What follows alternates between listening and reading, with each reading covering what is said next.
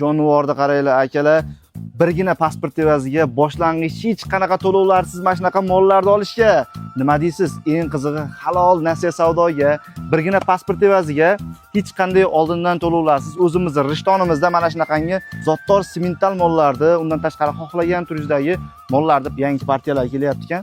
O'shalarni olsangiz bo'ladi ekan, hech qanaqa peniyalarsiz, hech qanaqa oldindan ustamalarsiz birgina pasport evaziga.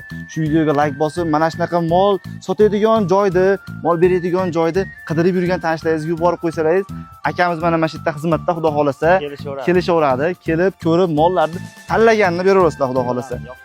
Gap yo'q. Mana shu raqamlarga aloqaga chiqib, bizning nomimizdan chiqadigan bo'lsalaring, albatta chiroyli qilib berishadi. Tagi seroq. Yangi yuklarimiz kelyapti, xudo xolasa. Hozir bu yerda ham 30 ta 40 ta mol bor-a?